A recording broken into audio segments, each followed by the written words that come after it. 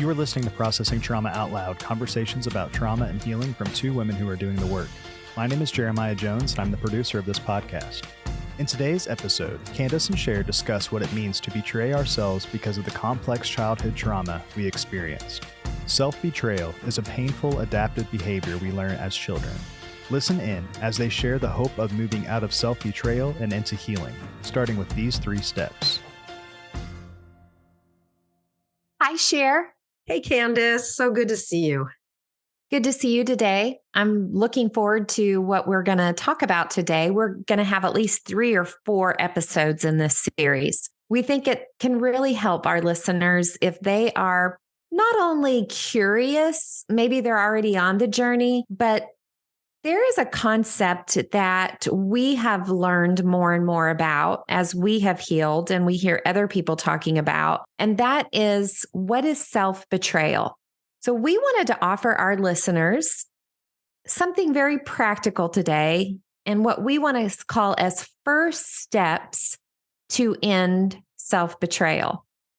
We're specifically talking about self-betrayal that comes from having complex childhood trauma. As littles, when we were not getting our needs met in a developmental way that caused us to be able to develop healthily, emotionally, physically, mentally, spiritually, we didn't turn towards those who weren't meeting our needs or those who were abusing us and name them as bad. We actually turned towards ourselves and named ourselves as bad and wrong. And we began a developmental process of self-betrayal. And so we want to just break this down into 3 first steps that we could possibly take to end the craziness of what it means that we are in self-betrayal. So I'm going to just ask you if you want to tackle, what is that first step to ending self-betrayal? Yeah, the first step and these are steps we just came up with. So it's not that there couldn't be 100 different ones, but the first thing we talked about was the need for us to really begin to be honest about how we're doing, to be honest about the quality of our life. And are we living the life that we really want to be living? Do we have the quality of relationships that we want to have? Are we working the job that we want to have? Do we have the pace of life that we want to have? Or do we feel like our life is a big struggle and that many aspects of our life really is a big struggle? And that might be even physical things. It might be emotional things. It might be relational things. But I think we get caught up in this swirl of doing life a certain way, and we just keep doing life that way. And we cope and we try to survive. And we've kind of even lost hope that things can even be better or even great, where we can experience the kind of life and love that we really long for, that our hearts were made for. Mm-hmm. And so the first step is really to begin to look at what is the truth and to begin to name that with some level of honesty, first to ourselves, and then perhaps finding another person who we can begin to speak the truth with. Mm-hmm. Yeah, that's good. We know that we all have struggles in life. Every human being can have hard things happen and struggle. But coming from complex childhood trauma, these are struggles that we often don't even know we have initially because they are in our subconscious, but they are consistent. And so if we look at our history, we will notice that there's just certain things that continually pop up from time to time. And so we're not talking about just having struggles. We're talking about specific struggles that have been consistent throughout our lives. We wouldn't have named it even as a struggle initially because it was the ways that we were coping and surviving, and we thought it was normal. Yeah, and I'll just give the example of our attachment styles. Do we want to feel loved and cared for and seen and known, and yet we avoid intimacy? whatever our attachment style is that came out of our wounds of trying to be connected to the people in our lives that really were there to teach us what it is to love and be loved. And just attachment styles has a huge impact, I will say, on every aspect of our lives. And yet so often we don't have a concept of this at all. In fact, we oftentimes think, initially, what's wrong with all these people? And, as we begin to be educated, which is going to move us into step 2. So step 1, we have to be honest about our current reality and have safe spaces to be able to share that. And I even liked what you said when we were processing. If all you can do today is pull out a piece of paper and say, this is my current struggle, that's a step. And so step 2 is going to be about education, but do you want to kind of go over what step 2 is? We have to learn what dysregulation is. When we get dysregulated, it means that we go outside of our window of tolerance. And we have talked about this in some previous episodes, but just a very quick recap is if you think of your level of tolerance being on that, or your window of tolerance being on that scale from 1 to 10, with 1, the lower end, 1, 2, 3 is kind of that hypo-arousal where I tend to shut down. Everything gets quieter and slower in a way that just is where I'm disconnected. I don't stay present. I'm dissociating. And that's hypo-arousal. The other end of the spectrum, like 7, 8, 9 is, or 8, 9, 10 is hyper arousal, where everything gets fast and I get anxious and I'm moving fast and I'm trying to solve situations and I'm trying to get myself out of what I am perceiving as being dangerous, being danger.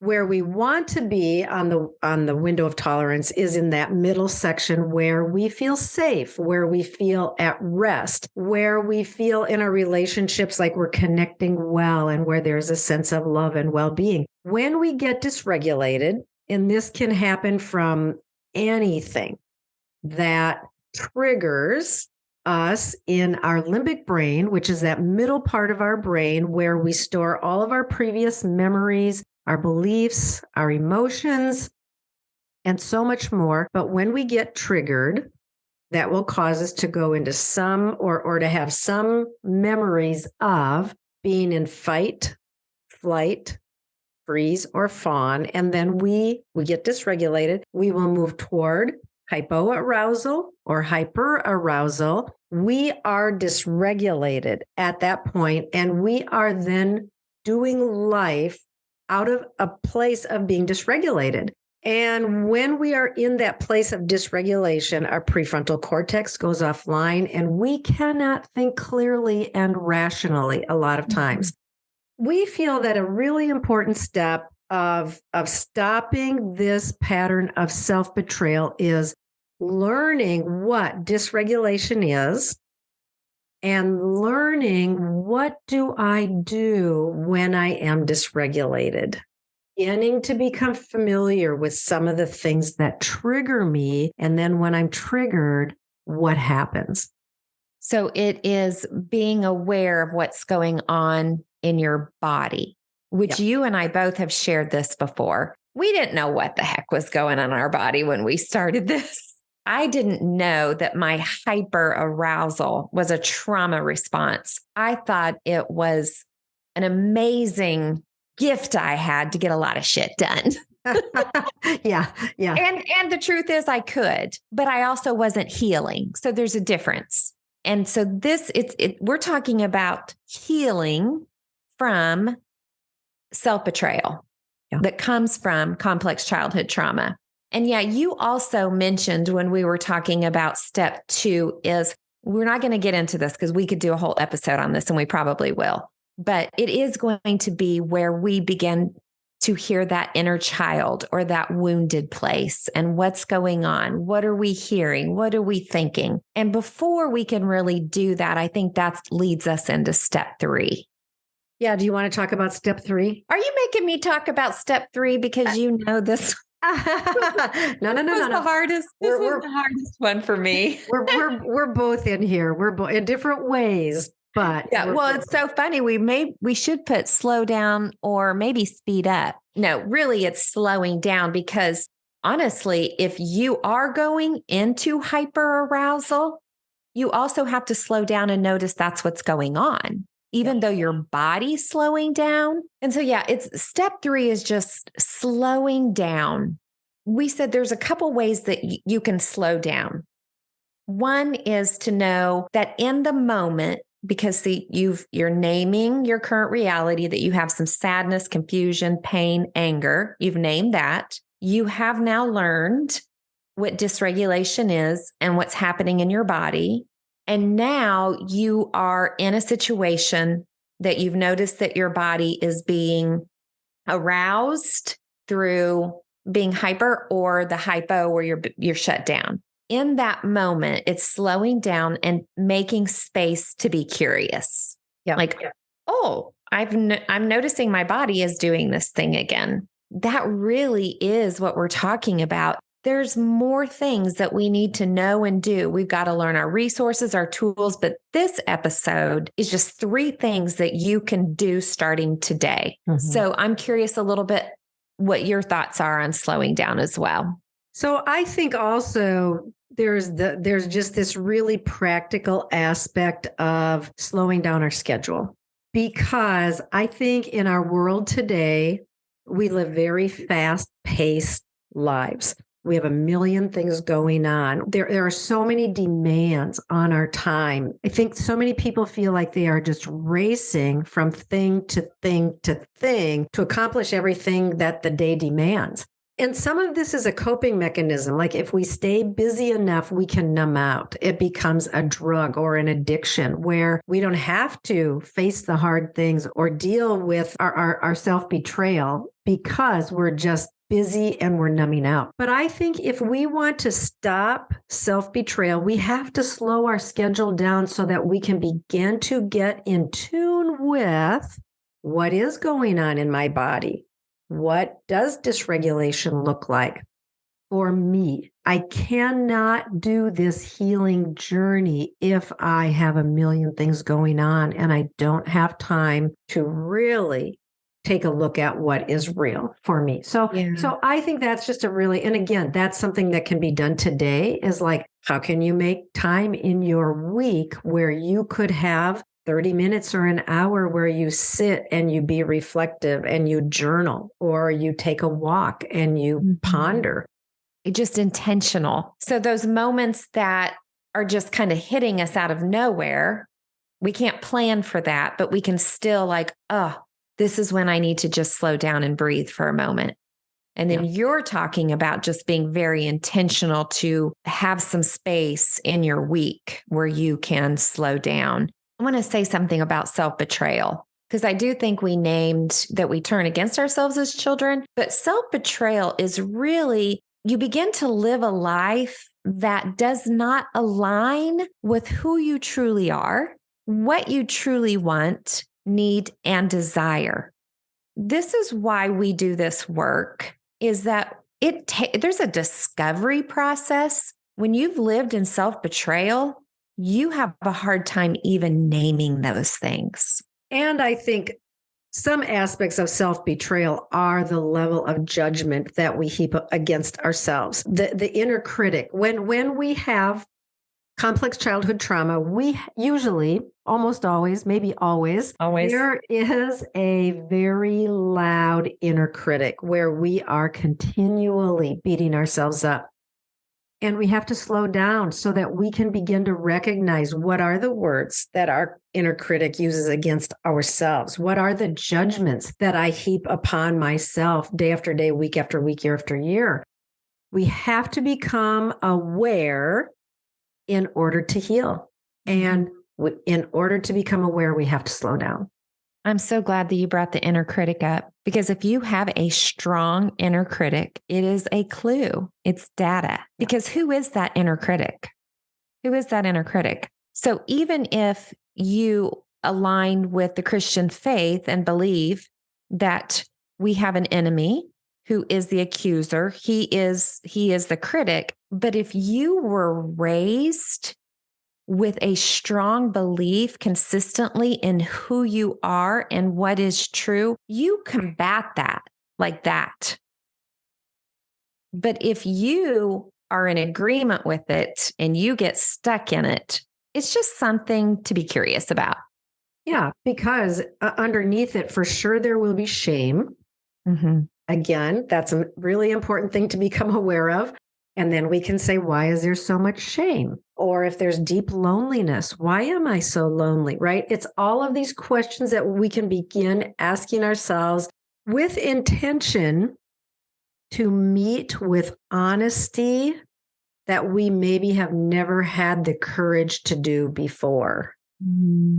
Yeah. And when we can move toward ourselves with curiosity and kindness and begin to name what's true, name what's real, and look at some of these things that are going on and to begin just asking the hard questions of why am I here and why have I been okay to be here for a long time? And why do I constantly beat myself up? And is this the way that I want to live, or can this change? If we just slow down, we can begin to ask these hard questions. And it's hard, but I just will say that the hardest place to be is when we are stuck in our coping mechanisms, trying to just survive our complex PTSD, our dysregulation, our triggers, the struggles in our relationships, the struggles when we're just coping and trying to survive, we can't heal. But if we slow down, we can begin to look at things with more honesty, and then we can begin to move toward healing. Yeah. It's never too late and it's never too early. And I want to invite our listeners to reach out to us and ask us where they can get help. We know people that we trust that have done their own work, and we love giving referrals to people that are also wanting to see people that are in so much pain heal. We had recently someone reach out to us in their 20s, and I was so moved by this person's email. He had been listening to our episodes and he wanted to know who could help him. Yeah. And so I gave him a referral, but we want to do that for anyone that would reach out to us. Possibly Sher and I could work with you, but it's not too late to start. And if you're in your 20s, even better. Yeah. And I think we also want to acknowledge that we both know people who have tried therapy or seeking help through their church or a friend or a family member or whatever, and where it hasn't worked out very well, where they feel like they came away and they just kind of made this vow, I will never talk about this again, or I will never go to therapy again. I think one of the things that we feel is so important is that the people who we would offer as referrals are people who have done their own work, not just people who have learned techniques or theories, but people who have done this work in their own lives and trauma trained and just really able to approach it from a very different perspective. Yeah, these people are not only trauma trained, informed, and responsive. The truth is, even in therapeutic relationships, people can get hurt. Yeah. And so a trauma trained, informed, responsive therapist or coach also will seek repair and humility and kindness and awareness that they're human too. They're on the journey too. So I wanted to say that we're not setting anybody up to be this perfect person, but we do want to refer people to safe people. Kandace and I have talked many times about how working with our coaches has literally just changed our lives in so many ways. So we're huge believers in finding someone who is safe and qualified because we are experiencing more goodness and healing in our lives than really, I will say, than I even believe possible. So yeah, we want that for the whole world. I love that for you, Sher. Makes me happy. Yeah. And you too. Yeah. Good to be with you today, my friend. Love you. Yep. Love you too. Thank you for listening to Processing Trauma Out Loud. Make sure to check out the show notes for links to suggested resources and social media. Like, subscribe, and follow to keep up with our weekly content. And if you don't mind, take a moment to rate and review us. Your feedback is extremely valuable and contributes to the success of this podcast. One last thing, if you have found this podcast helpful in any way, or if you have questions on how to take the next steps on your healing journey, please reach out to us via email at KandaceSher@gmail.com. That's KandaceSher@gmail.com. Music was created by Caleb Paxton, and our sound engineer is Jeremiah Jones of Audit Story LLC. We welcome you to join us for more conversations soon. Take care.